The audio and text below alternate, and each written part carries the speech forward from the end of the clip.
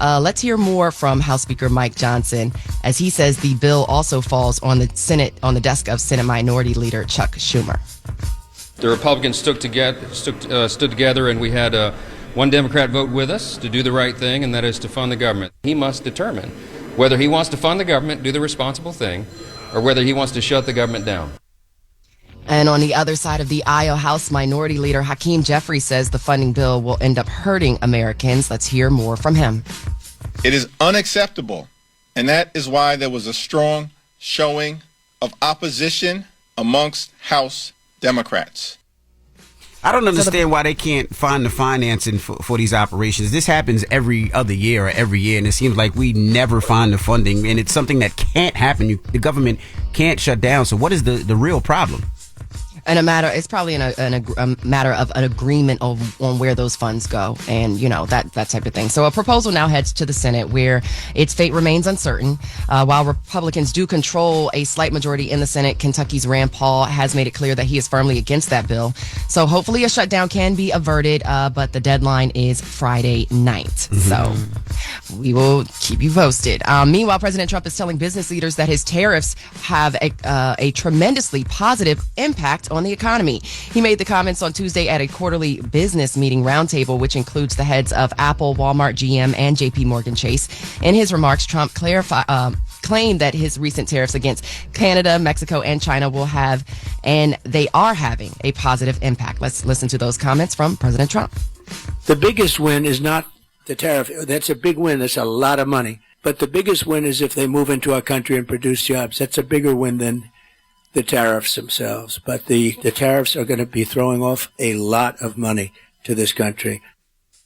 Yeah. Okay. So the remarks come as stock values continue to fall. The Dow Jones Industrial Average lost as much as 700 points on Tuesday before ending the trading day down 478 points. Prior to that, you guys, the market pretty much lost like nearly 1,000 points. So, yeah. And speaking of which, the premier of Ontario, Canada, remember we spoke about him yesterday, imposing tariffs on electricity. Well, he has decided to put a hold on his decision to impose tariffs on electricity exports to the U.S.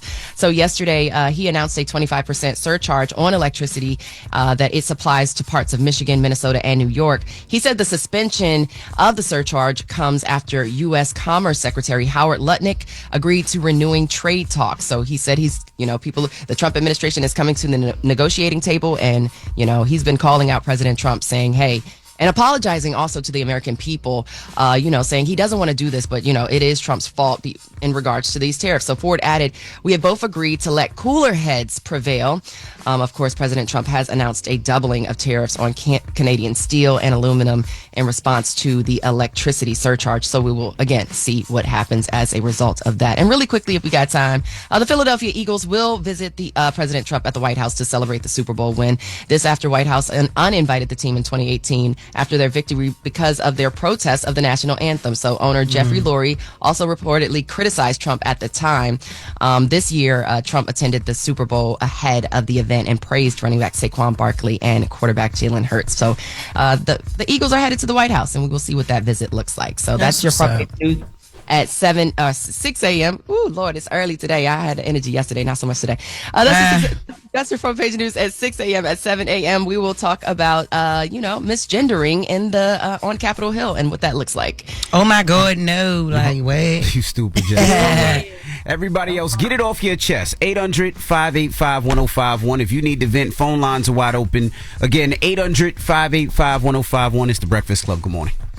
The Breakfast Club. Wake up, wake up. Wake your ass. This is your time to get it off your chest. Whether you're mad or blessed, we want to hear from you on The Breakfast Club. Hello, who's this? Yo, this is Nando from Minnesota. Nando, what's up? Get it off your chest. What's up? Envy, hey Jess. I don't know if Charlamagne in yet, but I got a bone to pick with him. I'm here, sir. Pick my bone. Pause. So yesterday, lady from South Carolina called in, and I know that's your area and everything, but you agreed with her that us in Minnesota and Michigan and New York deserve to get our energy shut off because the U.S. needs like a power play shown to us, and I just thought that was super petty because I didn't agree. I didn't agree with that. And we voted for Trump. We did not vote for Trump in Minnesota. We are a blue state. We've been a blue state since the beginning of time. And also, it's the middle of winter here in Minnesota. If we don't have energy, there's some people who rely on energy for heat, rely on energy for medical equipment. And y'all know what happened to Texas when their power grid failed. How many people died? How many people had to go to the hospital? So I just think that was real petty of you. I didn't say that. And that's exactly why we're in the position we're in now. I never said that. The reason we're in the position that we're in now. Yes, you did, bro. I listen to y'all every day. Sir. Lady offered text. She said we deserve to get her power shut off. She said her son lives in Michigan. We don't care about him. Sir, run the clip back. You did say it. No, what I said was that's what he said he wanted to do. She said let him do it. Hello. And you agreed with her. No, I did that was not. my point. You agreed with her. I didn't say nothing. Y'all, you should have brought awareness to the situation and brought awareness to how dangerous the situation is. Y'all keep wanting to end the war in Ukraine, but we about to have a war in our own country. You don't know what you're talking about. I mean, and respectfully, because number one, once again, I brought up the fact that he said he wanted to cut off the power. She said, let him do it. Now, did I push back? No, I'd let her talk. Now, if you want to say that, but don't say I said y'all deserve that. I didn't say that. So why you push it back with what I'm saying versus what because you lying on me. That's why.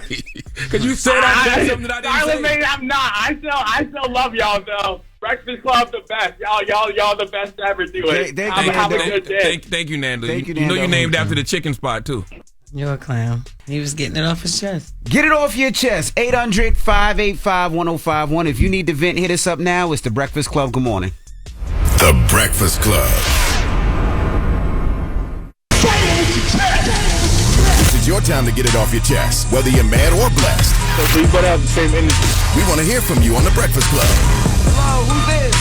This Terrence, how y'all doing? What's up, brother? Get it off your chest. Hey, good morning. Y'all listen to y'all every morning. And before Trump became president, you had a lot of brothers calling in about a stimulus check. But they ain't calling in no more. I'm trying to figure out, what's going on? We're calling about this stimulus check. Come on, Charlamagne, you laugh. It's true, but I'm just laughing. It is true, though. But I got a question for you. There's only two kind of brothers that have tried to request the president to get a 4-year term for a $1,000 check. That's a brother that don't get a check with a comment in it, or that's probably a brother getting government assistance. I forgot about my stimulus check. I don't know what I did with mine. You ain't cash it? I don't even remember. You know what I'm saying? I got a regular job. Okay, boy. $1,000 for 4 years. Okay, boy. I'm not gonna remember what I did with it. I hear you, baller. That's right. No, it ain't balling, Charlamagne, but that's what got us here. Brothers call like that. Got us where we at now. I got kids. I got to send to school. We didn't even get the Republicans out of House and Senate. So they still got gun legislation to go be blocked. Where the brothers from the 60s at? They stood up for something. From the 60s? Oh. You know what I'm saying? Yeah. You know, they fought for rights. They got a civil rights, equal rights. They got the schools integrated. We haven't did nothing since the 70s as black men for each other. But fight each other. We don't fight politics. We fight each other. Now that I agree. When we with. Get back to that. That I agree with. We'll go to war with each other, but be docile to everybody else. But I appreciate y'all, man. I appreciate y'all for keeping it real, keeping us motivated.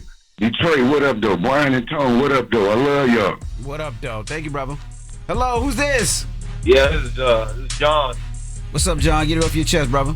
Bro, this day like 7 times or whatever it is messed me up. I woke up 5 minutes before I had to go out and teach my class. I was supposed to be at the house like 55 minutes ago. Oh, you say daylight savings time messed you up? Messed you up.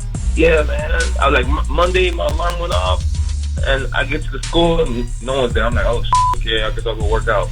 Wednesday comes, alarm don't go off. Everyone at the gym. What's your fault? You don't use the alarm clock on your phone? I do. It's that. It don't change automatically? It changed Sunday. Sunday was the time. It should have been caught up with you, brother. Are you talking about your body clock?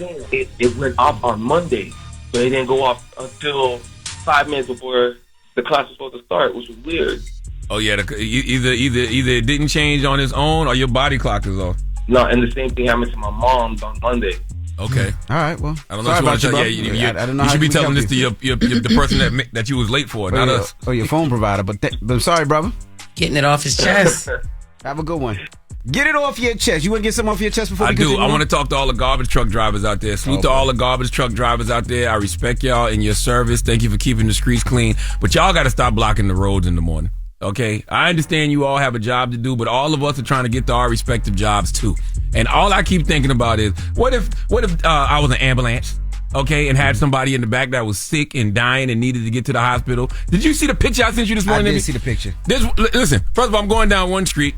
The garbage truck was blocking the street, but at least that garbage truck was giving people a room to pass. Right. I just don't have the type of car, you know what I'm saying, that can pass, because I got a 2015 Cadillac Escalade with 700,000 miles on it. So I couldn't drive past the garbage truck. Right. But when I went to the next street, that garbage truck was disrespectful. Right. Am I not lying how that garbage truck was parked? It was. Describe how that garbage truck was parked. It was, you know the streets are parallel. Well, you could usually pass the street you could pass a garbage truck on the right or left. It was parked in a way, I guess, vertical, where you couldn't park it. It was at an angle. At any angle you couldn't drive in the middle of the street. You'd have to go on the sidewalk to get around it. You see what I'm saying? And when people blowing the horn, the garbage truck drivers is like doing their fists like they blowing the horn in the truck, just taunting the people. Why y'all got to be so disrespectful? Now that happens a lot in New York City. Come on, garbage truck. They don't allow you to do it, and a lot of times they can just pull up just a little bit where we can get by. Just think about the people. Think about others. That's all I'm saying. Y'all are already on y'all job, doing y'all job. The rest of us trying to get to our jobs.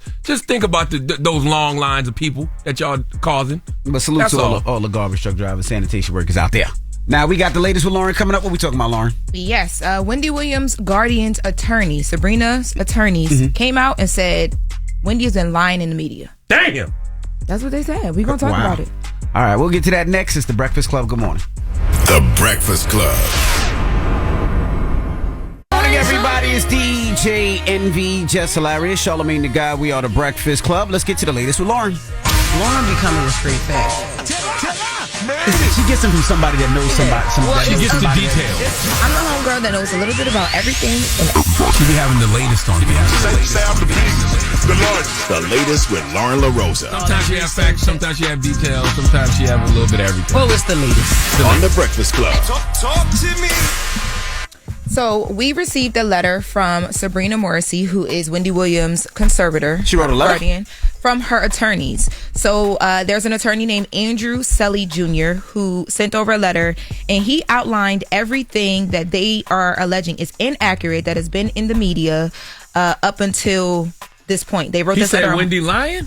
He said that there has been a lot of inaccuracies and misleading untruths in the media. So the court actually, who sealed everything and told Sabrina she could not make comments on stuff, is allowing for certain things to be cleared up. And here's what they are clearing up. So when it comes to the guardianship, they say, or they allege, that Sabrina, as Wendy's guardian, did not declare Wendy Williams to be legally incapacitated because no guardian has that power. That happens by a court. And that's not just for Wendy's case. That happens in every case like this. And specifically for Wendy's case, it was put in place by the Supreme Court of New York City. Now, they say when it comes to Wendy's medical condition, the incapacity and that determination, the guardian also does not determine that according to them, this happens by doctors and medical professionals. And they allege that in 2022 and 2023, Wendy was examined at 2 hospitals where they found frontal lobe atrophy. And they say it got worse, according to these legal documents that they have, in 2023, when she was diagnosed with a condition that causes progressive decline over time, which I'm assuming they're talking about the frontal dementia that we've been having conversations about. Now, on Wendy's living conditions, they say that Wendy is, currently living under the care that was deemed appropriate by a court based on her diagnosis and based on what medical professionals are saying. They point out that where Wendy resides right now is an assisted living facility with spa treatments, workout room, 24/7 medical oversight, excellent food, a dining room, outside terraces, and that she's able to leave the facility, and she has done so to shop, for meals, for medical appointments. When? Now, when it comes to Wendy being able to see her family, this law firm says, or is alleging, that Sabrina, the current conservator, has never denied Wendy access to her family. They say that Wendy has never been kept away from her family. That whenever she wants to see them or call them, she is able to. They're also able to come and visit her in New York City, and that Wendy has been able to go and see family twice. Yo, but what's crazy is, didn't you go there? Didn't you try to go there? And it was kind of like a whole situation. Yeah. Like, you couldn't even get in. You had to lie, say who you was, and like, yeah. Now you're asking the right questions, damn it. That is what happened. That is what happened when I went there. And then on Wendy's money, they say Wendy's assets have been under professional management and are under court supervision. And anytime money moves, so anytime there's a disbursement of any sort, this is reviewed and approved by the court. They also make a point to mention that Wendy is not working and has no source of earned income. I don't know why that was put there, but they make it a point to say that as well too. I thought that was a little shady. And then on Sabrina as the guardian, they want to make it clear that Sabrina didn't ask for this job. It was given to her, and it was given to her based on her amazing resume. She is a highly reputable, respected, and regarded conservator with an unblemished record, according to the letter. And she takes the directions from the court. So every move she makes is a direction from the court. And again, I just wanted to mention that up until this point, and up until Vanity Fair, Sabrina was not, she was always giving statements saying she could not respond because of how the guardianship was set up. But a court said, you know what? We need to clear up some things. So boom, this letter. Well, there's three sides to a story. In this case, it's Wendy's side, it's the Guardian side, and the truth. And the truth will be revealed at some point. But I do have questions for Sabrina. One, you're suing Lifetime, saying that Wendy wasn't in the right mind state to do that deal or do the show. But you were her guardian then, so why did you allow her to do it? Also, you say Wendy can come and go as she pleases, but you have her on a floor where she needs a key to leave the floor, even to enjoy some of those amenities you just were talking about. The spa and the restaurant. Rooftop. Yeah, but she needs a key to even just leave the floor. And third, what Jess said, you said her family can visit whenever they want. Well, when we sent her goddaughter up there, that's right, Hey, godmommy, she wasn't able to see her. Not at all. Couldn't even get in. But not only that, nobody's saying they want Wendy to run out of there right now. All we're saying is let her go to the doctor, let her prove to herself the correct way. But y'all don't even give her the opportunity. She had to damn near beg the police. She wrote a letter. Yeah, no, please run. No, I want her to run up there, run up out of there right now. Like, no, please, this is crazy. Yeah, she had to beg to leave just to get a doctor to see if she was right, and she passed with 8 flying colors, right? And that's that's the biggest untruth to me, and that's what I would want to ask Sabrina. Is the biggest untruth is they said Wendy was incapacitated. Yes. But she's clearly not. Yes. So why are you as her guardian letting that story be out there? We're talking to her. And they do mention that the guardian and the court has asked for another evaluation of Wendy. And I will say that I also reached out to the attorneys on the A&E side, Roberta Kaplan's team, and I asked them what's happening right now with that, and they say the same thing. They're just waiting on that evaluation to happen again, because right now that lawsuit is on hold until everybody's waiting on this new evaluation. And I'm trying to figure out if what Wendy did the other day at the hospital can be in place of that or not, but I haven't gotten an answer to that. But I did talk to one more thing, Loren. Go ahead. Tell them that letter was sent when? The letter was sent March 6th. So before the events of yesterday. Yeah, before the events of yesterday. We received this letter on March 6th. But yeah, so Wendy's side is saying that the guardian is utilizing the judge as a scapegoat to conceal the reality of the guardian. To consider the reality that the guardian has the ability to suggest easing the restrictions, to Envy's point, on Mrs. Williams, or to free Wendy from the most stringent guardianship that a competent individual has been subjected to, as the guardian ignores the obvious. Wendy Williams is not incapacitated. So to the effect that is of the what, obvious, right? Yeah, it's just asking for things to be eased up a bit. And that's all I would want to ask Sabrina. Like, the biggest untruth that I've heard in this whole situation is Wendy was incapacitated. Yeah, but she's not. But at so the end why of the day, why is she as a guardian letting that be out there? Wendy's asking, hey, I'm not. Let me test. Let me go to a doctor. Let me prove it, and they won't even allow her to prove it. Well, that's the craziest thing. They're saying has that's anyone talked to the cats? Yeah. And I haven't talked to the cats, Jess, but in Vanity Fair, Sabrina said that the cats actually were given to a home because Wendy didn't want to split the cats up, because Wendy could only have one cat in the spot that she was staying in the I place. forgot, yeah. So, that's what they're alleging happened with the cats, but I haven't, I didn't tap into the litter box. I haven't reached out to sources close yet. I need you to get that. Got you. Okay. You got sauces at the litter box? We figure things out over here, baby. That's what we do. We the breakfast. You calling the litter box? And random, another random observation. You looking real neo soul, Loren. You see me? I'm touching. I know that's right. My skin. You know, I am not my. You was listening. You was listening to Miss Stone on the way in. You look like you ready for the Cocoa Butter Fest. And Jess, you look like you was listening to Missy Misdemeanor Elliott on the way in. And I was not. I was not. I love you with short hair though. I texted this morning and said yes hair. Thank you. I appreciate that.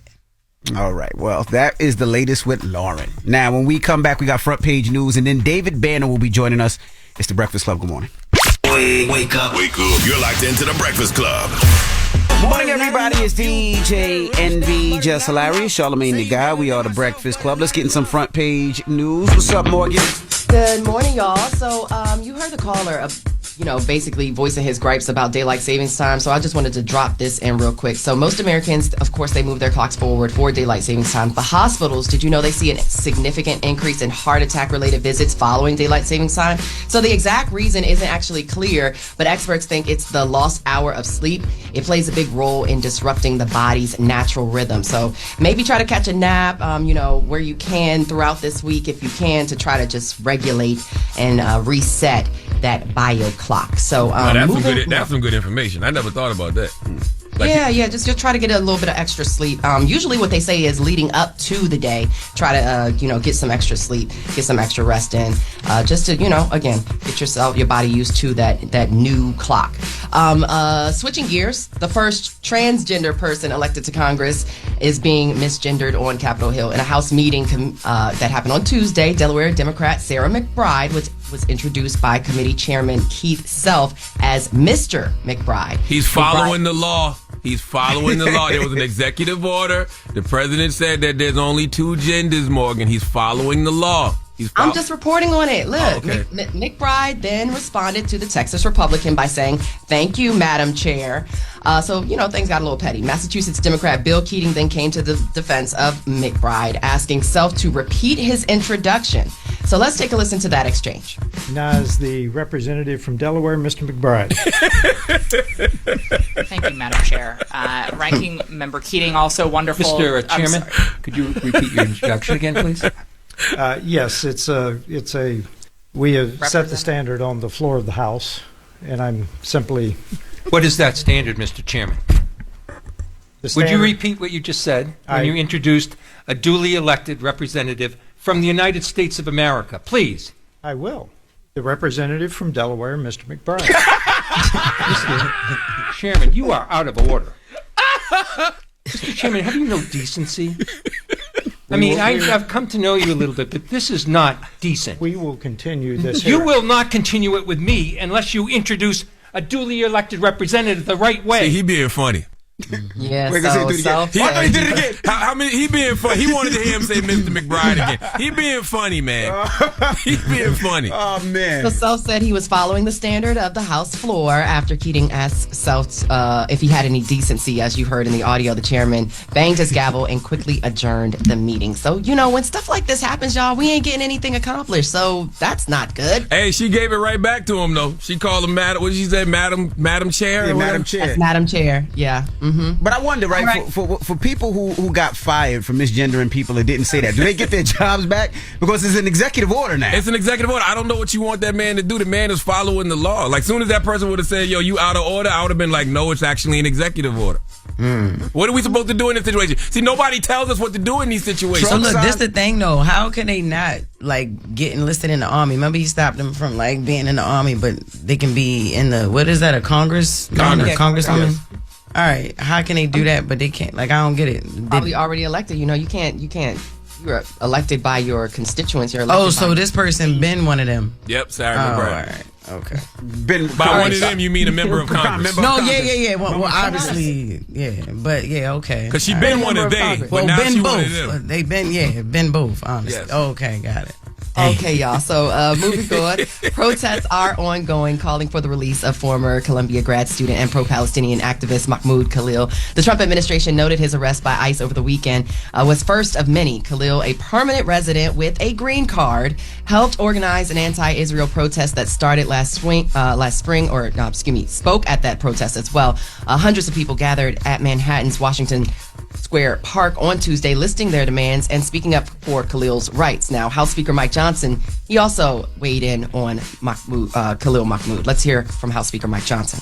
If you're on a student visa, I'm going to say this clearly. If you were on a student visa and you're in America, and you're an aspiring young terrorist who wants to prey upon your Jewish classmates, you're going home.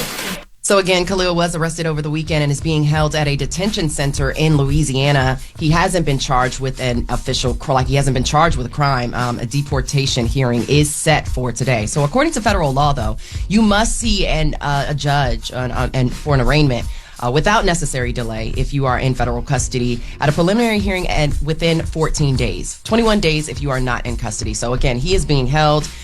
He has not been charged with anything, and he has this deportation hearing set for today. So again, we will continue to keep you posted as what happens there. If you believe, like I said yesterday, if you believe in freedom of speech, if you believe in freedom of protest, you should be raising holy hell about that situation. I don't have to agree with what you're saying, but I can agree with your right to say it. And if he doesn't have the right to say it, then eventually none of us will have the right to say a lot of things. That's right. There was a social media post I saw that was like, let's get this straight, that the president of the United States has sent law enforcement to round up someone for speaking. Yeah. For speaking. That's crazy. That's it, just talking. That's crazy. So, yeah. All right, y'all, that's your front page news. I'm Morgan Wood. Follow me on social at Morgan Media. For more news coverage, follow at Black Information Network. Download the free iHeartRadio app and visit us at BINnews.com. Have a great day. You too now. And I just want to add this too. All my flyers out there, people that fly Southwest Airlines, salute to Teslin Figaro, that's her favorite airlines.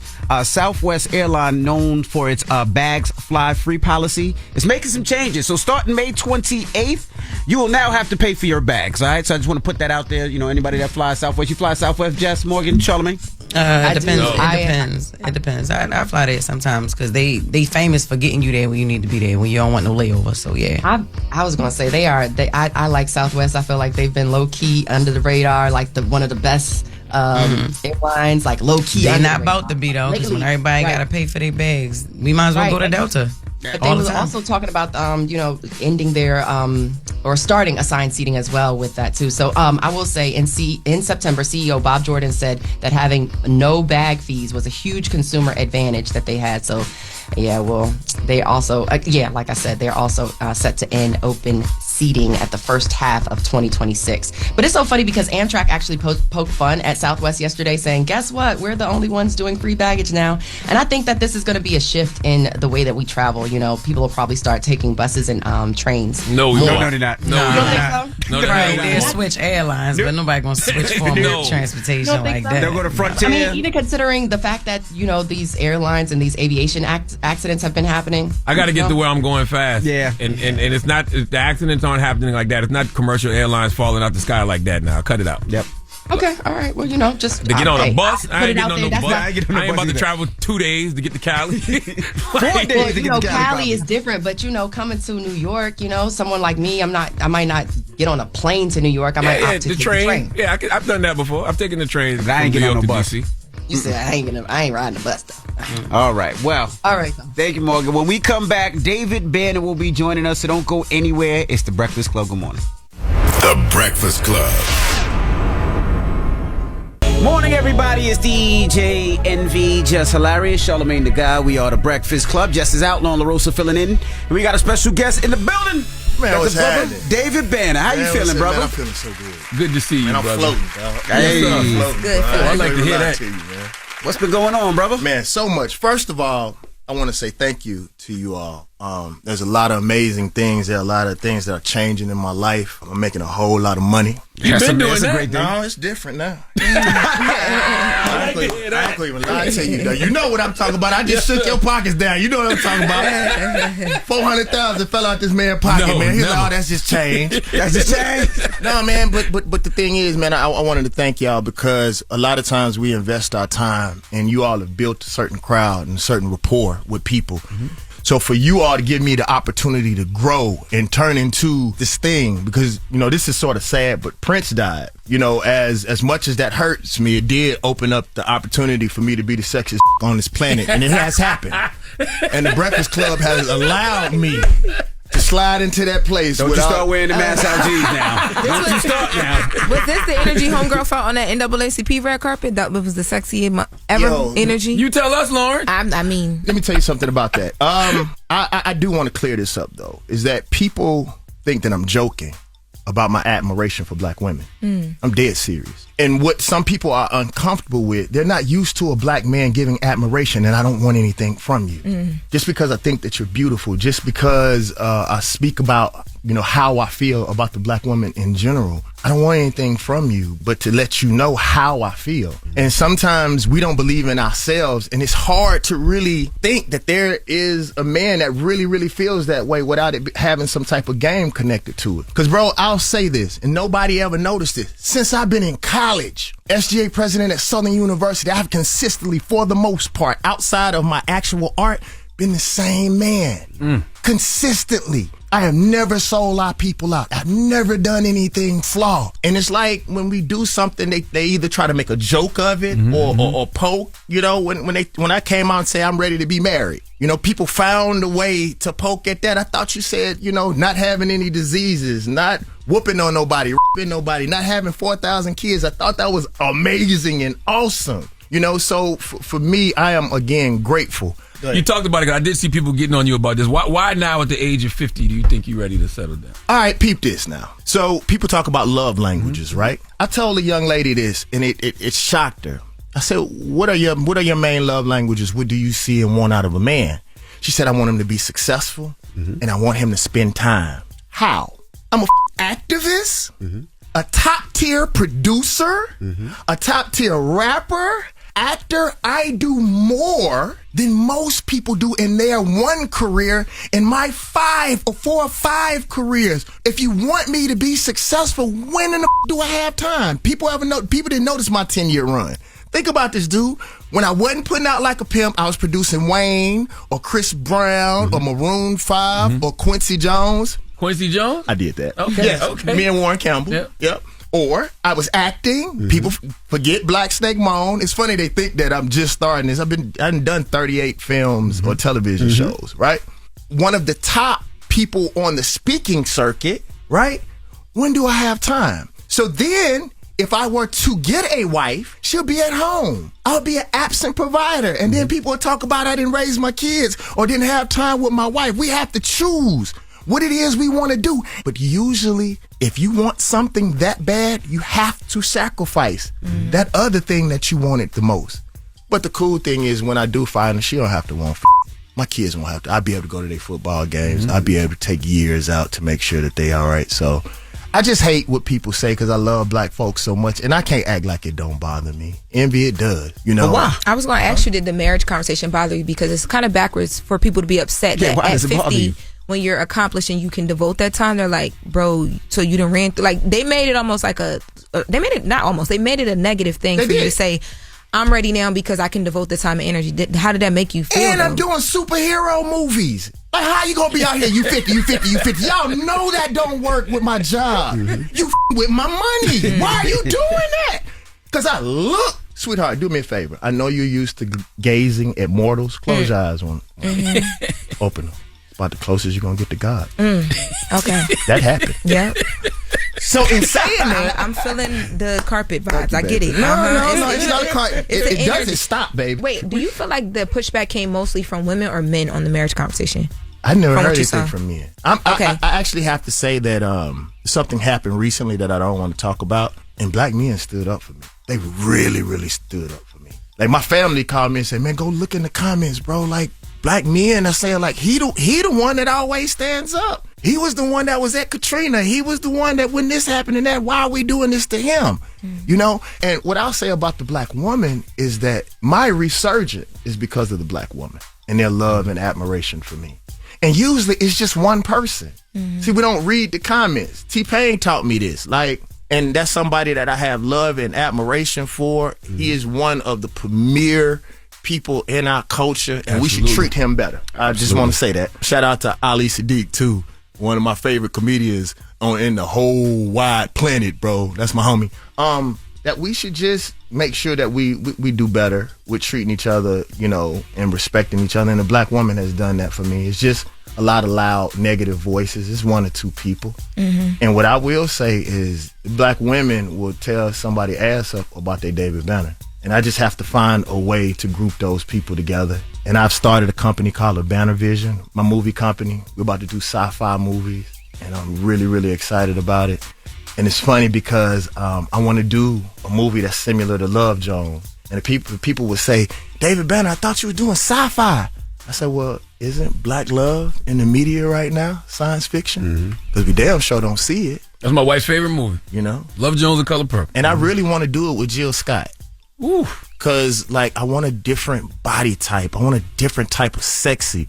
Jill Scott is sexy in a way that beautiful. Oh my God, just like she's all aura. She from Philly, but she got that Mississippi. Oh, and you know, just on the low. I don't know. I should see if she want me to talk about it. Too late. I'm actually helping her with her album right now. Well, that's all I can say right now. That's dope.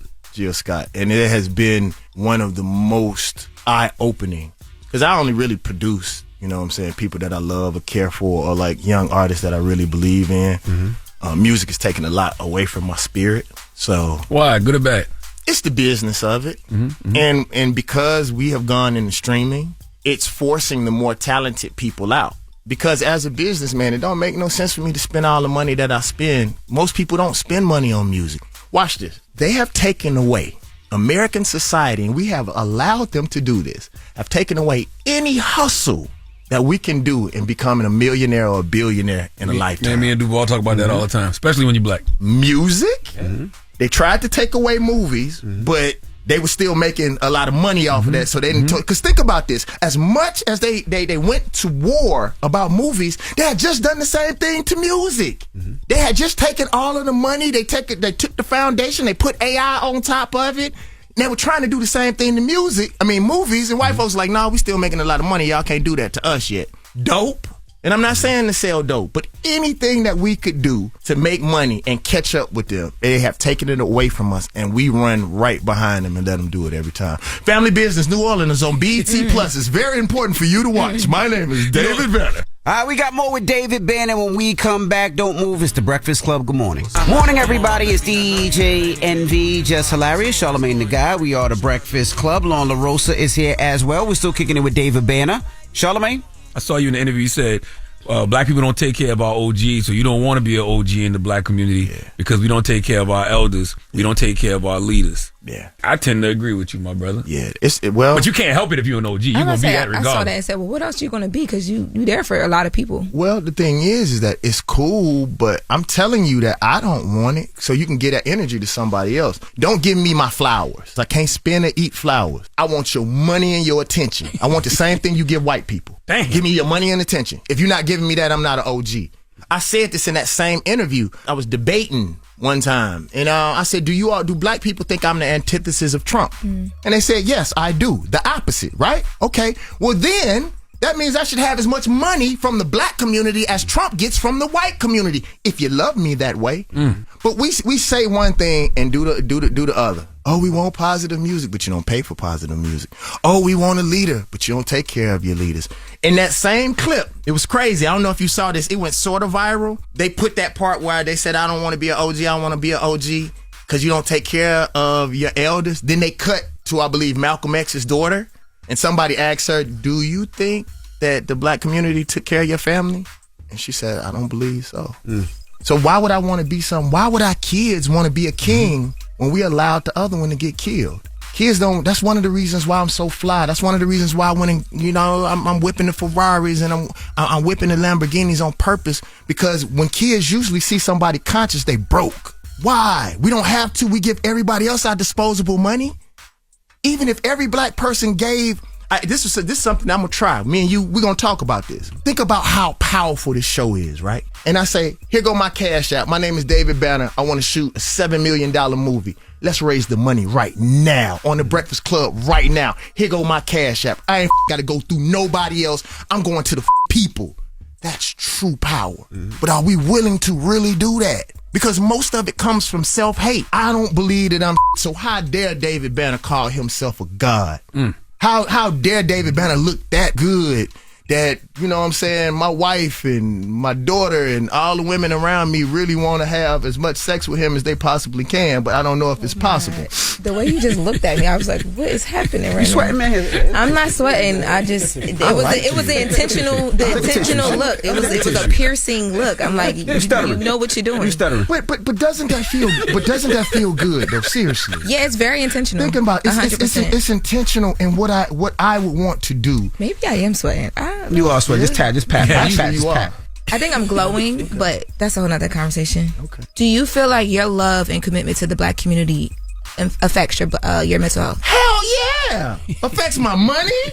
Affects my relationships. I fell in love once with a woman that wasn't 100% Black, but she didn't look Black. Dr. Umar would not have approved. But I'm not that part I don't worry about because we live our lives for other people. Only thing I give a about is being happy. You know what I'm saying? We live our lives for outside people. And to be honest with you, I probably should have stayed with her. I'd have been a lot happier. But I cared too much about the perception of what my people thought, and I shouldn't have done that. I should have just did what was best for me. You know, I want to talk. You talk about therapy. You know, I love therapy. I love just being on a journey of healing. And I saw you say you had to overcome some mental health issues, and physically, you've always pretty much kept yourself together. What made you realize you had to get it together mentally and emotionally? Bro, this last time I went through it, dog, it was the first time in my life that I thought that I may not come out of it. I've been through a lot, dog. These kids say they want to be famous, but imagine coming from the streets and where we from, we don't allow people in. Y'all know this. I didn't smile the first 2 years of my career. The Mississippi, the album days, we don't smile where we from. What led you to therapy? My mentor, David Moody, he owns one of the most successful Black construction companies in the United States. And I had a mentor. It was actually a woman. And she came to me one day and she was like, I can't do nothing with you no more. And I was like, what? She said, you need a Black man in your life. And so this right after my dad died, she introduced me to Mr. Moody. And then Mr. Moody became my mentor. And he was really open to me. And it's funny, I was talking to my publicity team. And this is something that I want to say. And y'all tell me if it's the same with y'all. I didn't talk to my homeboys about that was going on with me.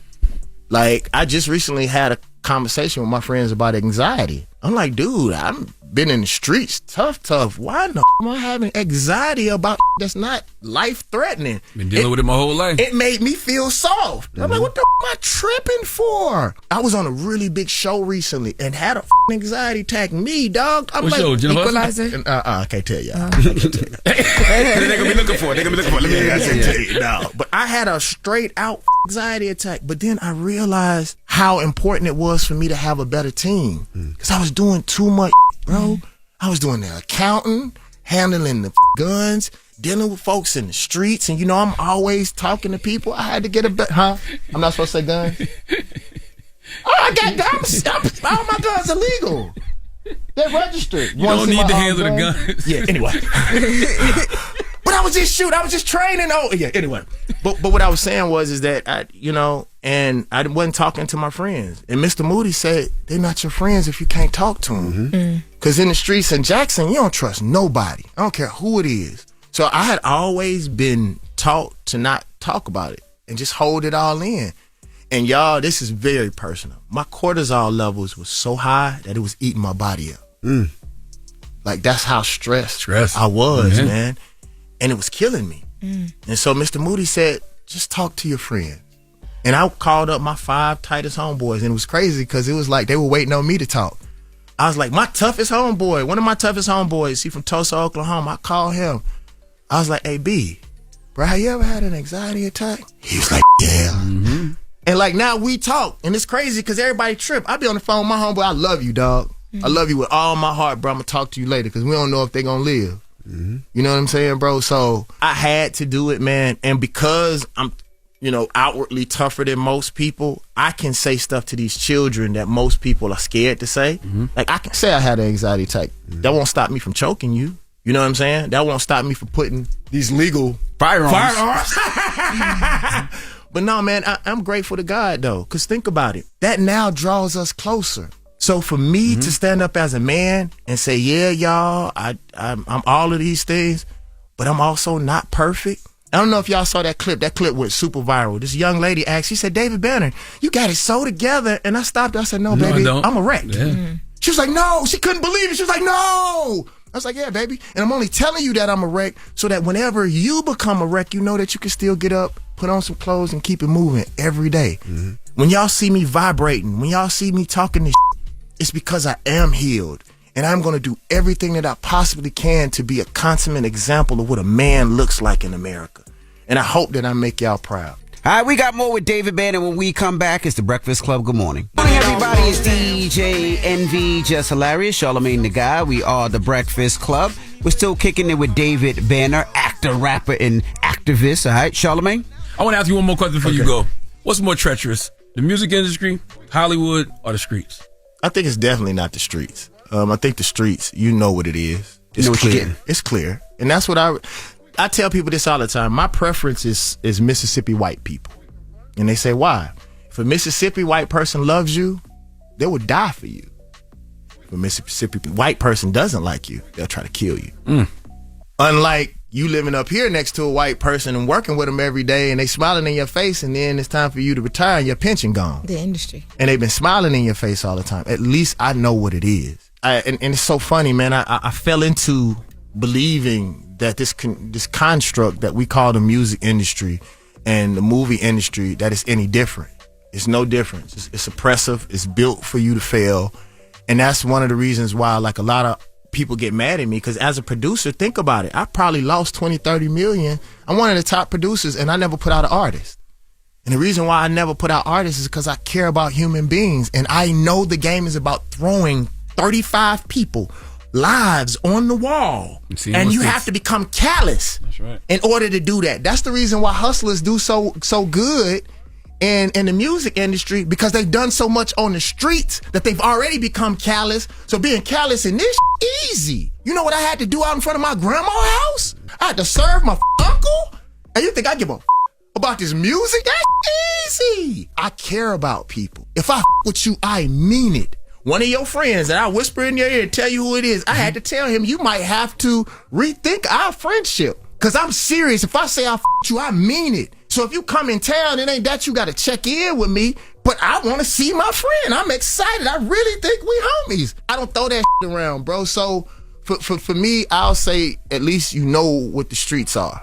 It is what it is. You know what it is. It ain't personal. Let's keep it moving. What I do like about the movies is that usually as an actor, if I step on set, my check there. And so it is what it is. I might not get much on the back end until I'm able to negotiate at that level, but I know this amount of money, I can run with this money, and I'm gone. It ain't personal. You know what I'm saying? But what I will say is that I plan on being one of the best actors who ever touched the screen.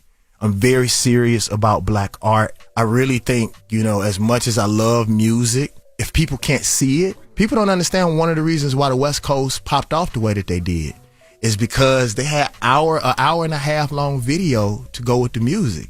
When Snoop and them came out, Dre and them came out, what else did they have? Menace to Society, Boys in the Hood. So like they had all of that. And we really didn't believe that it was that until we saw the movies. And then we had the music. Oh, for real? Because people could say what they want to. They wasn't smoking like that till Snoop came out.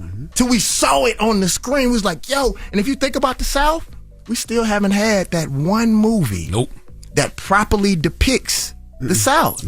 If you really think about the South, right? And I tell people this. They use us for cheap labor. Because we still don't have our Will Smith. We still don't have our Queen Latifah. We're very close to it. We still don't have our Ice Cube yet. And as much as we talk stuff, until we can cut a check from where we stand, then it's still New York and LA. So like for me, that's what I want to do. I want to cut a check. I don't want to beg for DEI. I want to give you the job. Then we ain't got to worry about them. Because even in the strike, y'all, and I know they don't want me to talk about this, but how dare someone try to take away your whole livelihood, take away your likeness, show you that they want to cut everything, every tie that you have to sustainable, lifelong, generational wealth. They're going to cut that away from you. And then because they give you some scraps, now we okay? Like when Tip and Ernestine boycotted Houston's in Atlanta, I still ain't been there.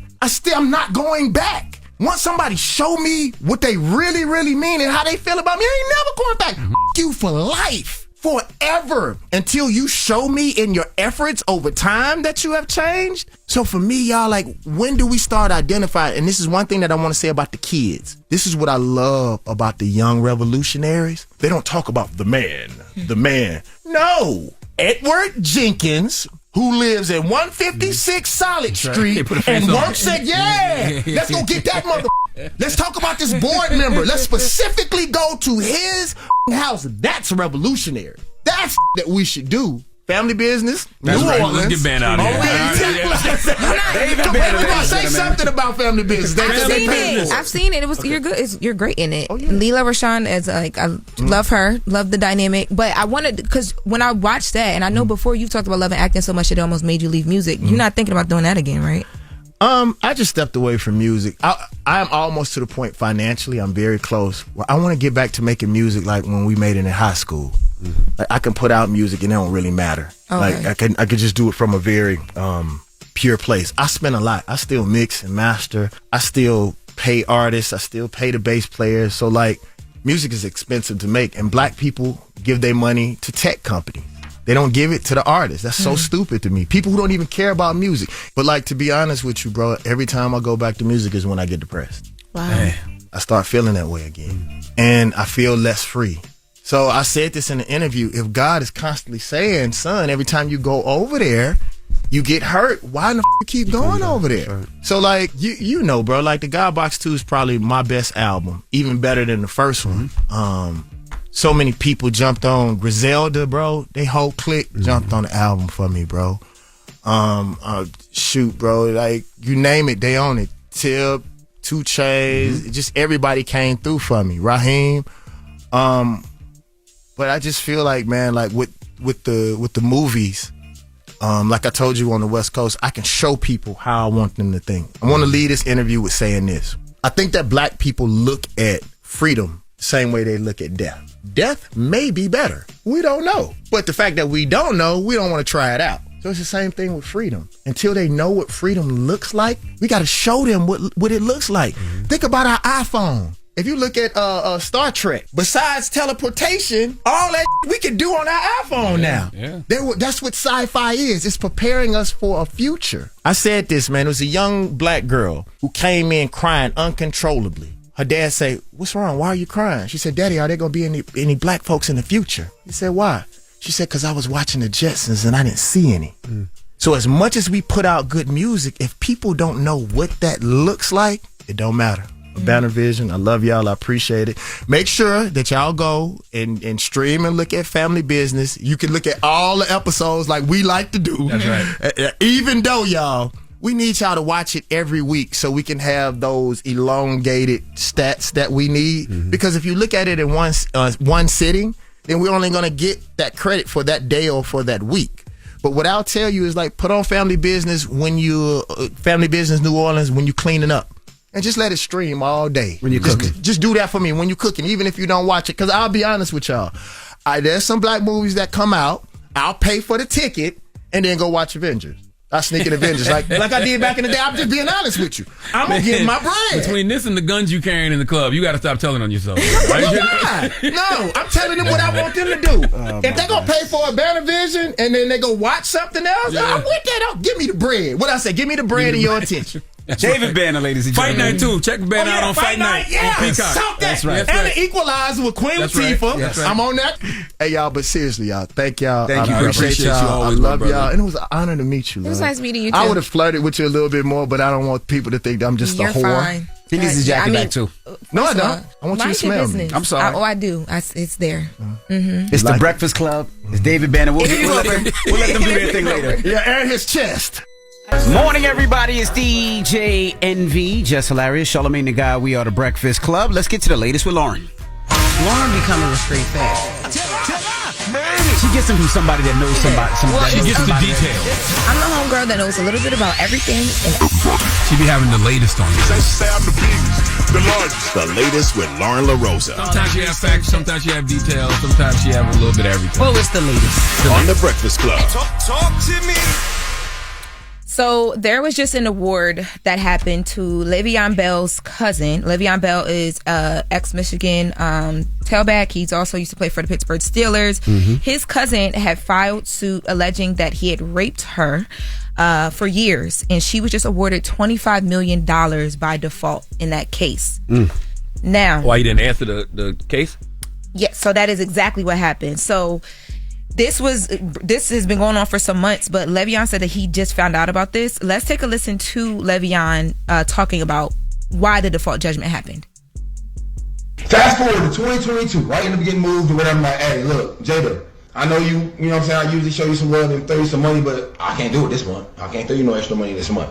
When I said that, she instantly went in the text message, oh, you can't pay me? Oh, okay, we gonna see who the bad guy is. I said, Jada, what the hell are you talking about? We gonna see who the bad guy is, then we gonna see. Fast forward to we're here today.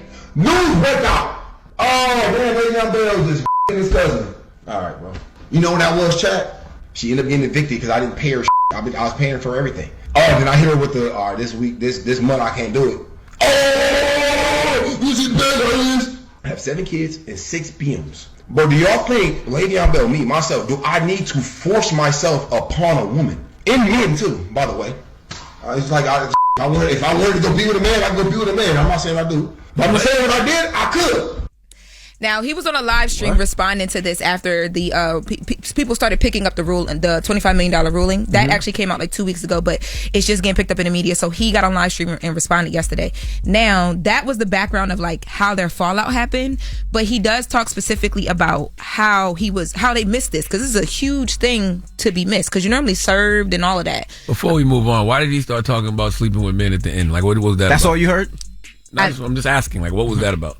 Because I think he was trying to address different allegations that people were throwing at him, but I don't think he had to if he didn't want to. Gotcha. But so let's take a listen to Le'Veon on the rape case. Jada Bell is my cousin, y'all. But I just found out this was brewing up maybe about 2 days ago. Suing you for, sexual assault and this, that, and the third. I said, what? She said you've been her and this, that, and the third. The same cousin that was at all my football games.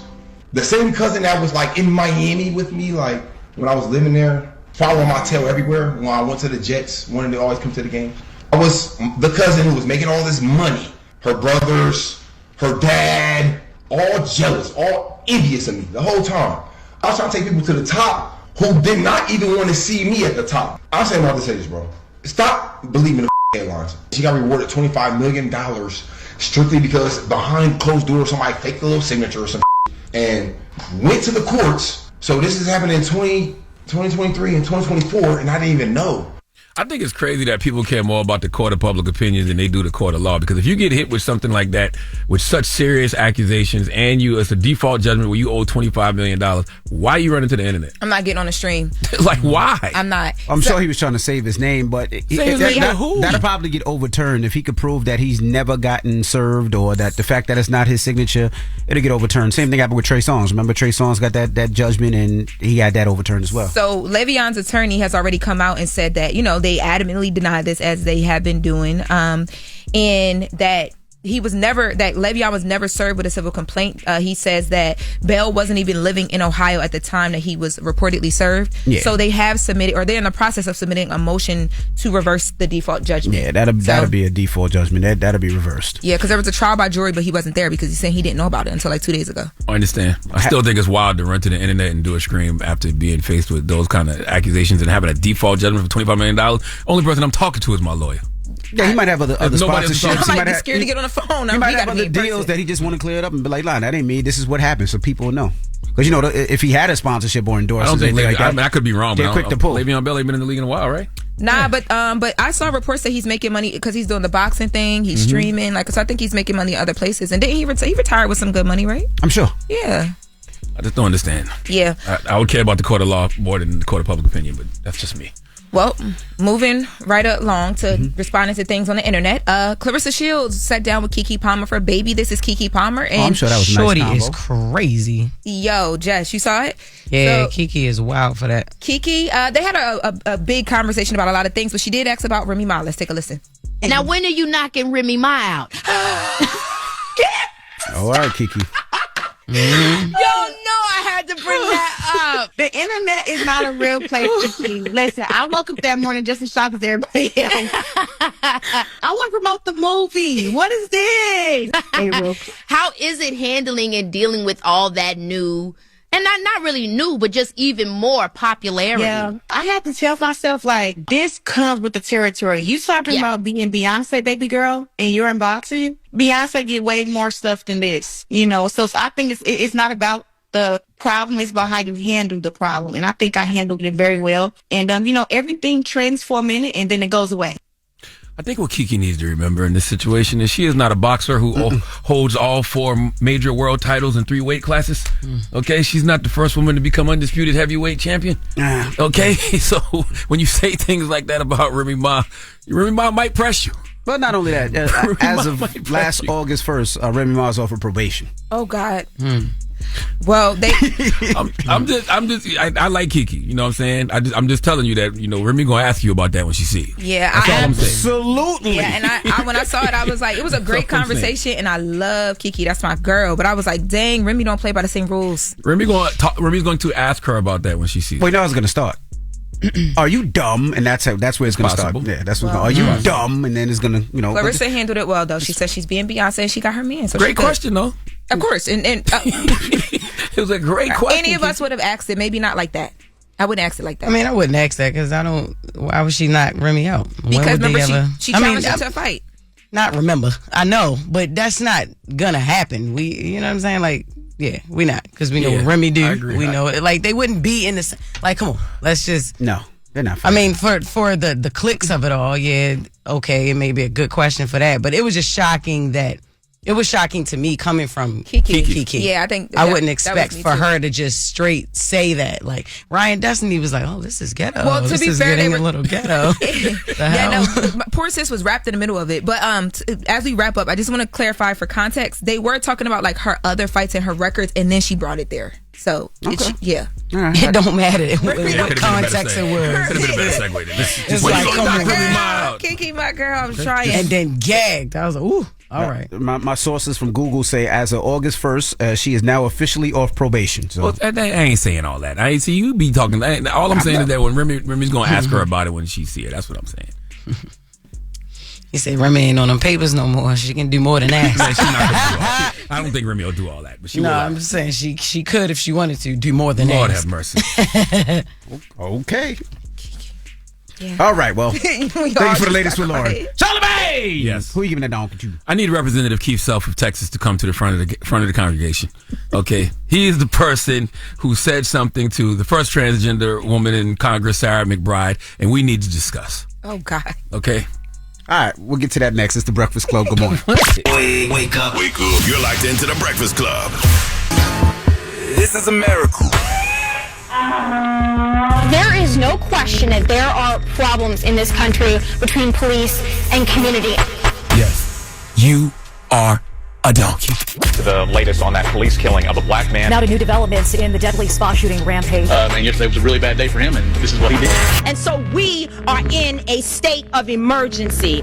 Okay, white supremacist violence is and always has been the number one threat to our society. But I'm also very proud that my wife is white. The Breakfast Club, bitches. All right, Charlamagne, please tell me, why was I your donkey of the day? Well, donkey of the day for Wednesday, March 12th goes to Representative Keith Self of Texas. Now, I am fully aware that I am not mature enough to have certain conversations because my default setting is laughter. Okay, I am a very unserious person because we live in the United States of anxiety, and I've been dealing with anxiety and panic attacks my whole life. And if it's one thing therapy has taught me, it's we must always find joy. And I find joy in jokes. Okay, in this situation with Representative Keith Self gave me great joy. I laughed a lot because Keith Self decided to abruptly adjourn a congressional hearing on Tuesday after being challenged for referring to Representative Sarah McBride of Delaware as a man. Now, maybe you don't know, don't show, or don't give a damn that Sarah McBride is the first openly transgender lawmaker in Congress. Okay, that is a fact. and the Europe subcommittee of the House of Foreign Affairs panel. By the way, I have no idea what that is, but it sounds fancy. That panel was in the middle of a hearing on arms control and U.S. assistance to Europe when its chairman, Representative Keith Self of Texas, introduced his colleague by calling Sarah McBride Mr. Let's go to 6 ABC News for the report, please. The congressional hearing came to an abrupt end yesterday after a Republican colleague misgendered newly elected Delaware Representative Sarah McBride. I now recognize the representative from Delaware, Mr. McBride. Thank you, Madam Chair. Ranking Member. As you just heard, Texas Republican Keith Self, the chairman of the House Foreign Affairs Committee, addressed McBride as Mr.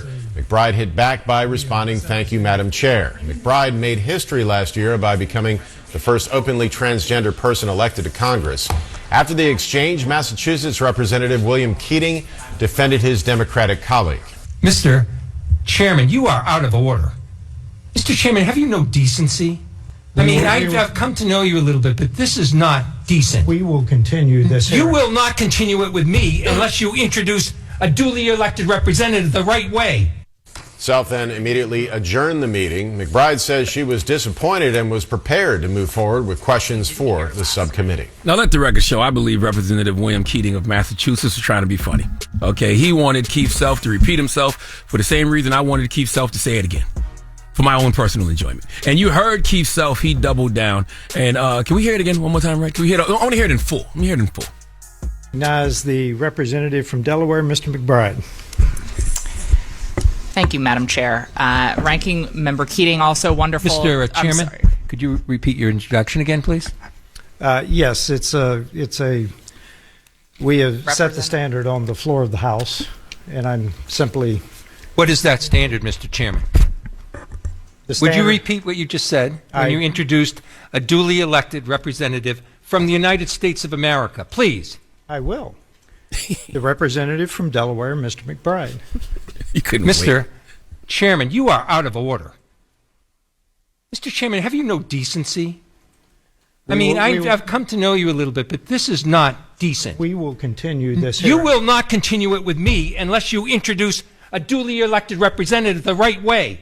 I have to play white devil's advocate here because I understand where Mr. Self is coming from, because I too have been wondering what to do in this situation, because as Keith Self explained on social media, and I'm quoting him here, it is the policy of the United States to recognize two sexes, male and female. Why? Because one of President Trump's early moves of his second term was to sign an executive order that the federal government would only recognize two sexes, and they were not changeable. Okay, an executive order was signed. It's right there in black and white. I don't know what to do in this situation. It's all so confusing. So William Keating, you getting frustrated with Mr. Self when all he's doing is what your boss told him to do. Did a memo go out telling members of Congress what to do in this situation after Trump signed that executive order? Of course it didn't. So I'm not really upset at Keith Self for doing what the president told him to do. What I am upset about, and the reason I'm giving Keith Self donkey today, is because he adjourned the session. See, these petty culture wars are hurting democracy. You heard me say earlier that they were in the middle of a hearing on arms control and U.S. assistance to Europe. I kind of know what that is. I believe I know what that means, but I know one thing for sure. That panel is more important than whether or not Sarah McBride is referred to as Mr. or Miss. And you know who knows that better than anyone? Sarah McBride. See, on other occasions, Republicans presiding over the floor and in hearings have either tried to stay away from the issue by referring to Sarah as the member from Delaware, even though the custom is to refer to lawmakers as gentlemen or gentlewomen. I actually like them just referring to her as the member from Delaware, even though I don't know if Sarah has had their member surgically removed. But Sarah rarely discusses or calls attention to her identity. Okay, this is how she conducted herself on her campaign and in her first months of Congress. She prefers to talk about economic issues, and that's what I want all you elected officials to do. Focus on the actual issues that impact our world. Okay, Keith Self, there's no reason to adjourn a meeting because you was challenged on calling Sarah a him. When William Keating says you out of order, say, well, hey, the president signed an executive order, and that's what I'm following. But to take your ball and run home because your ego got bruised? Come on, man. Grow up. You a member of Congress. We got bigger issues to deal with. You can't just take your balls and go home, and neither can Sarah McBride. Ironically, she's the only person in this situation with balls. So you're right, Keith. But you're also wrong. Please give Representative Keith Self the biggest hee-haw. It's just bigger issues to deal with, guys. And girls. And girl guys. It's crazy. Well, thank you for that. Bigger issues to deal with. That's all I'm saying. Thank you for that donkey today. Yes.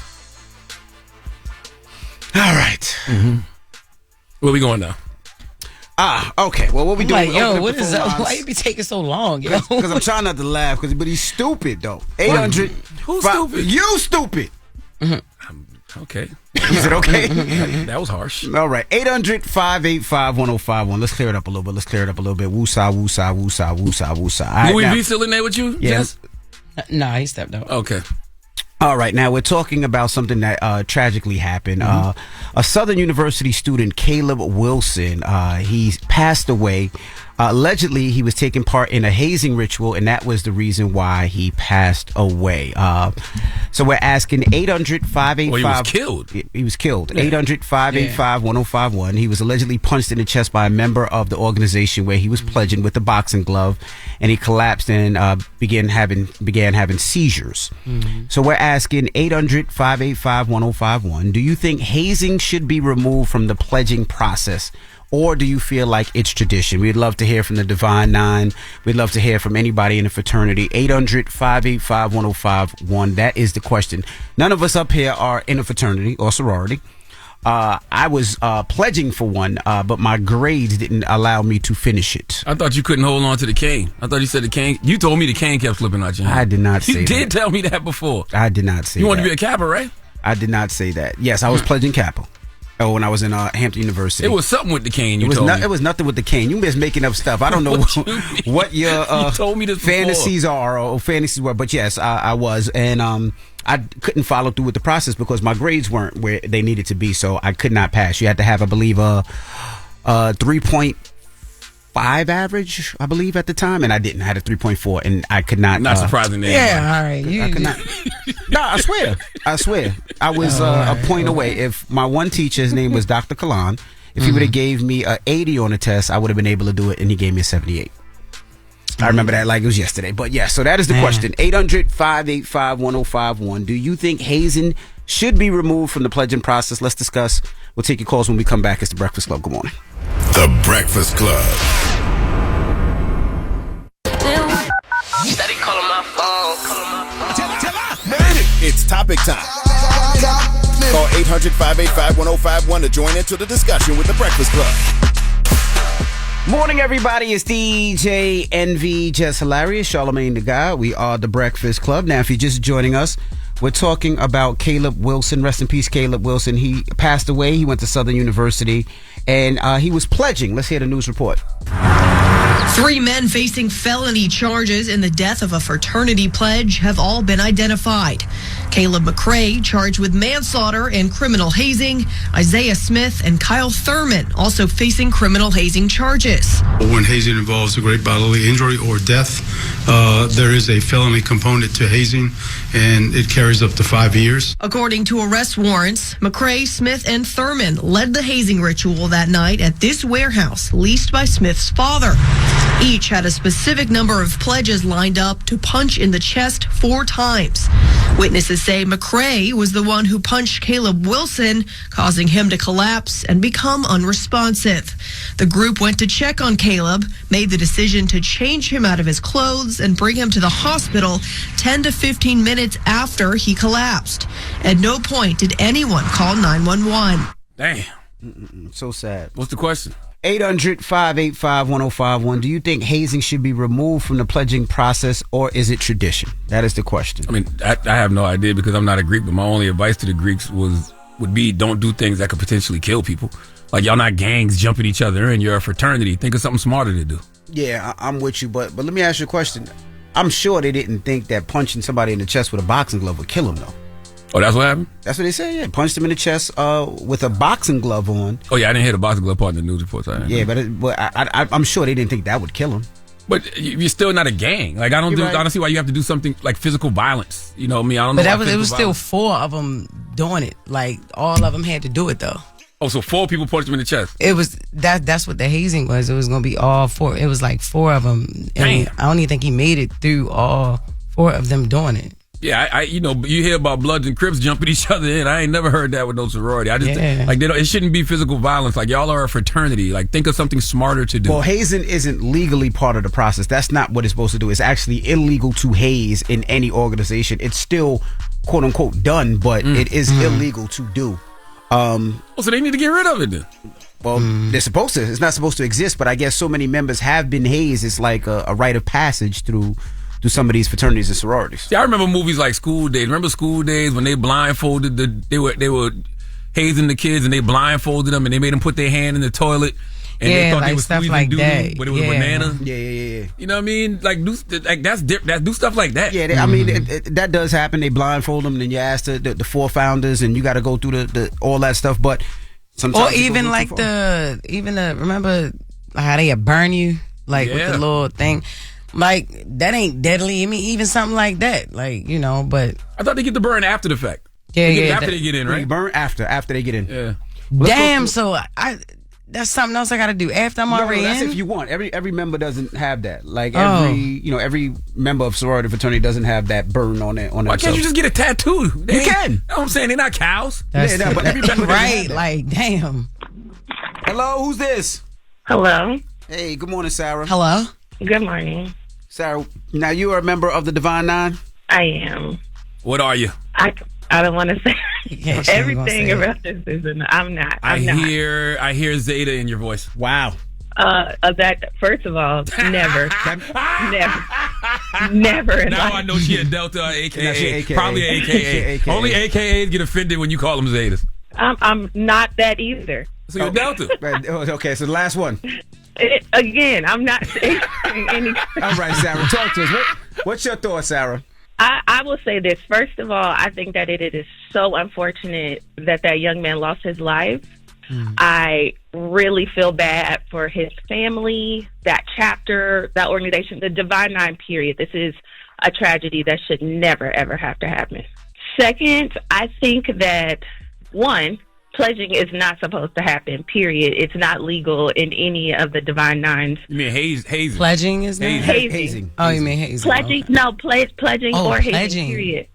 Pledging, period. It's called hazing, but it's an intake process, and that's the actual name or the title that any of those organizations use officially, which is an intake process. None of those traditions require any form of hazing. Let's establish that. Okay, none of them. None of our traditions require any form of hazing. So you think you agree hazing should be eliminated? What I'm saying is that there is a difference. If these young organizations, the young chapters, there is a desire for them to want to know because they hear the old stories from the older generations, like, oh, we did this and we did that. Yep. So they have this desire to want to do that, to feel like they had the same experience. Got you. The problem is that the older Greeks, we are removing ourselves from that connection because we don't want to get in trouble. We got jobs, we got kids. We don't want anything to come back on us. So they are removing themselves. And what happens when you have nobody leading the madness? Sarah, let me ask you a question. There's a complete disaster, and that's the issue. There is a method to the madness, and there could be guidance. It could be done the right way, but it's not because they're removing themselves, and I understand nationally why.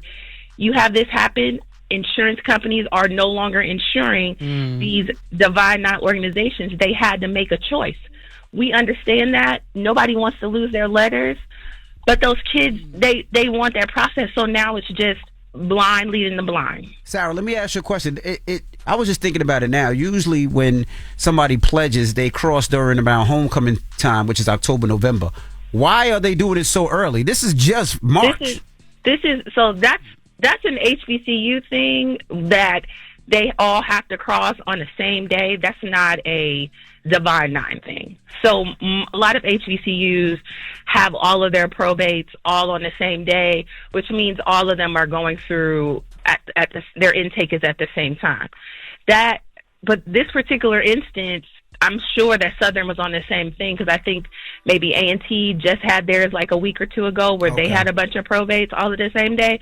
So I'm pretty sure that was like an HBCU thing of when they have their days. All right. Well, it's whatever the school establishes. And did you get hazed? I did. I'm good and made, but that doesn't mean that that's the way it should be now. I agree. Well, thank you, Mama. I didn't know pledging was illegal. The same thing as hazing. Yeah, I didn't know either. Hello, who's this? Hey, yo, what up, Envy? This Will in Atlanta, man. What's happening? What's up, Will? Peace, Will. Will, you sound like an alpha. Hey, man, I'm definitely an alpha, man. See? You feel me? Hey, what's up, Charlamagne, Jess? Peace, King. What's up, baby? But this is what I'm saying. Like, obviously, it's an unfortunate situation, you feel me, what happened at Southern. And we know that, hazing is heavily ingrained in the culture of HBCUs, you feel me? I went to an HBCU myself. You know, you got hazing in the band, you got hazing on the football team, basketball team, the choir, all that. You feel me? I do think this, though. There are certain ways to everybody has a process. You feel me? There's certain ways to handle it. It ain't got to be physical. You ain't got to be beating on a dude. You could be, have to wash the big brother car every day or something. You feel me? Or take them a newspaper at 3 o'clock in the morning. You ain't necessarily, when I pledge, yes. I pledge hard. You feel me? It is what it is. It's what had to happen at that time. Times have changed. You feel me? And that's okay. Everybody don't have to be made. Once you cross them letters, you feel me? You're gonna be respected of your organization as a valued member of that organization. You feel me? Well, so you know what's funny? Well, it's funny that you said that. Like you said, you don't have to put hands on somebody or put somebody where they could possibly die. Mm-hmm. I remember when I was going through the process, we had to buy 100 turkeys, right? And each grocery store only had 5 turkeys. So we had to drive to every grocery store in the area to buy these turkeys to give them away for Thanksgiving. So that wasn't when somebody... You did all of that and still ain't make the team? Yeah, I did all that. Didn't make no team. This is crazy. My grades, But as I said, y'all in college, do something smarter, man. Yeah. 800-585-1051. Do you think hazing should be removed from the pledging process? Let's discuss. It's the Breakfast Club. Good morning.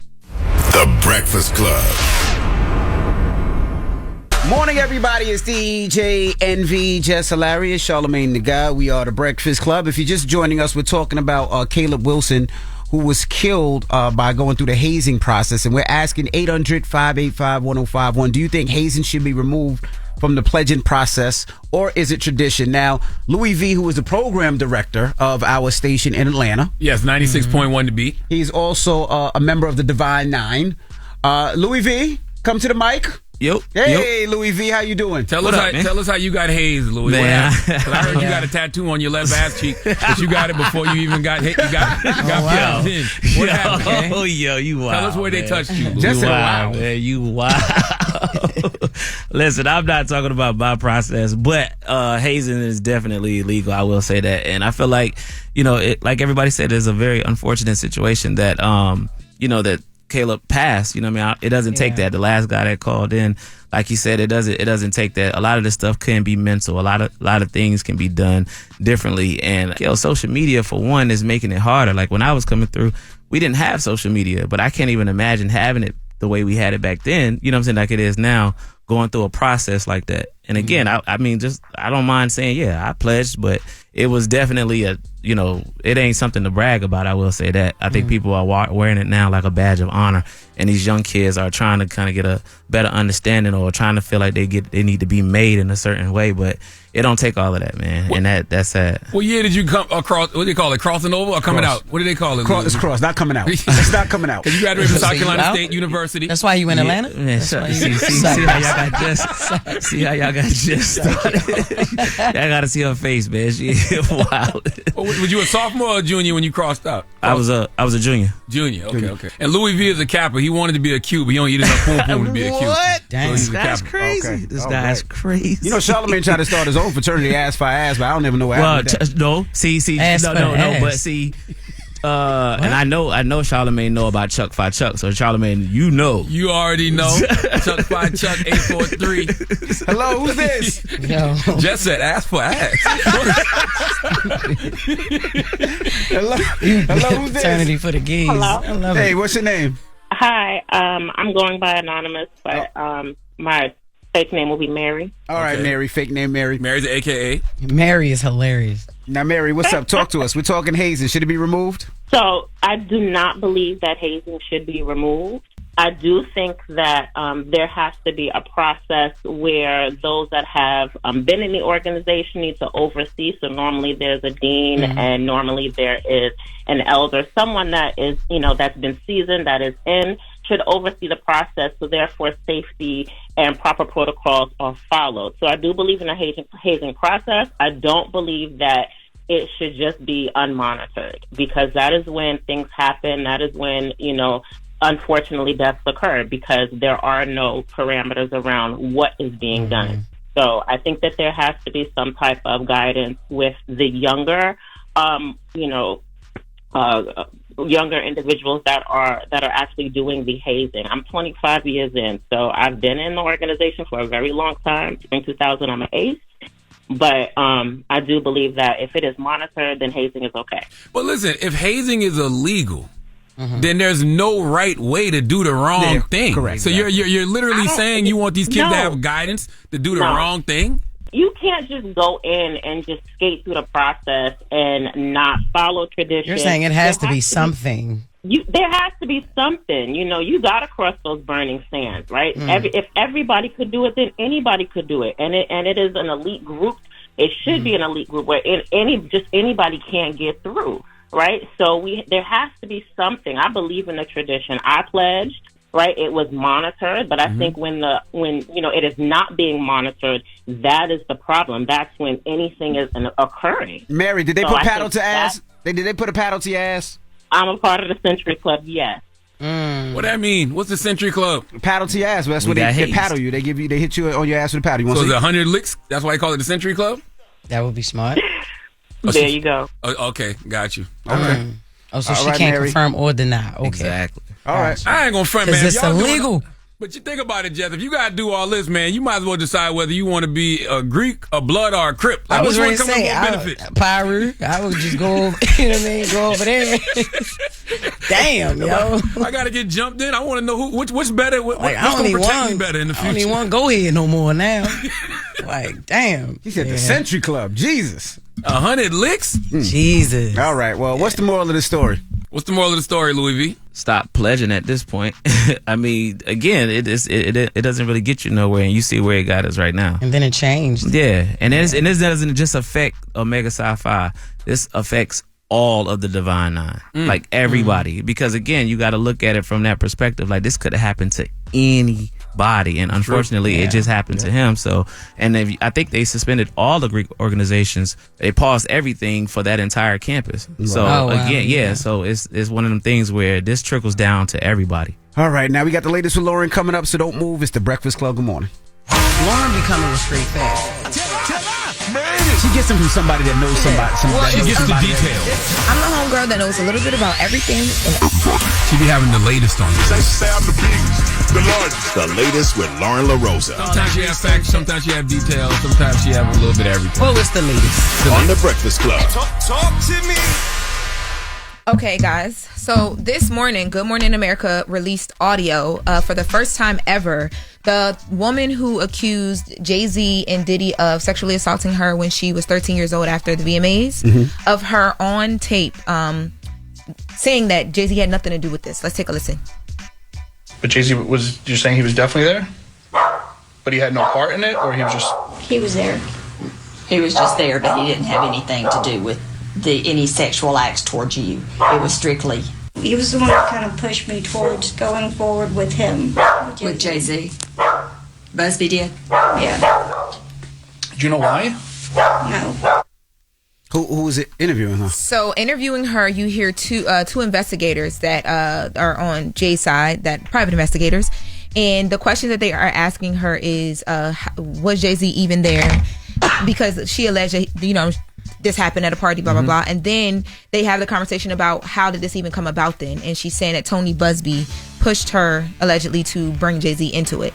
So then, of course, once Good Morning America and these outlets receive this audio, they reach out to Busby for a response. And Busby counters with audio of this woman talking to him. Let's take a listen to that. They say that they have you on tape denying that Jay-Z assaulted you. Is that true? No. They don't. I've never said that.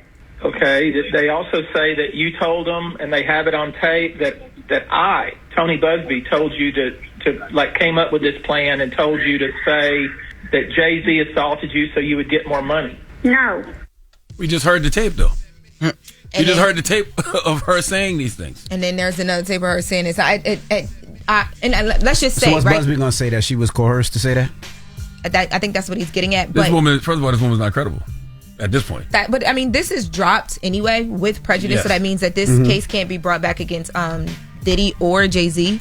But the reason why the reason why Jay-Z's attorney says that they put this out is because they still wanted they wanted this to, like, people need to see everything. Spike the football. Yeah, Damn because right. this was put on his name or whatever, so people need to see everything. Tony Busby should receive heavy consequences. That young lady should receive heavy consequences. This does nothing but make it harder for real victims, and it makes it harder for successful men because you can always be the target of a BS lawsuit like this one.